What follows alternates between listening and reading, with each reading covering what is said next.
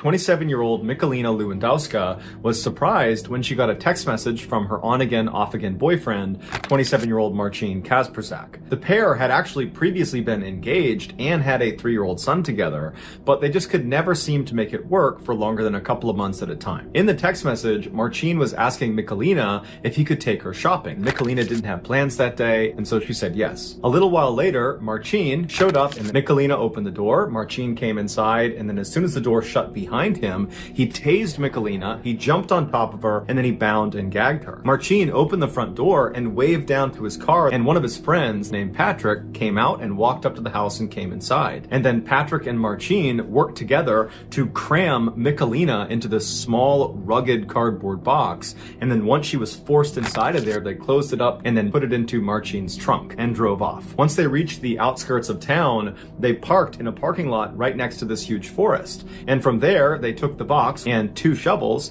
and walked into the woods, and then they dug a grave. They put Michalina down, and then they covered her back up with dirt and then put a 90-pound log on top of her, and then the 2 of them just walked away, leaving Michalina to die. She immediately tried to wriggle her way out of her restraints, but she could not get herself to come free of these restraints. She realizes she had chosen to wear her engagement ring that Marcin had given her, and she could potentially use the diamonds in the ring to cut through the tape that was keeping her wrists tied together. And so she began working that ring until finally she did cut through her restraints and her hands were free. She immediately began scratching and clawing at the cardboard right above her. And eventually she scratched a hole in the box itself and dirt began pouring in on her. And she was already very low on oxygen. She was fighting off unconsciousness by remembering that her 3-year-old son needed her and she had no idea what Marcin was going to do to him.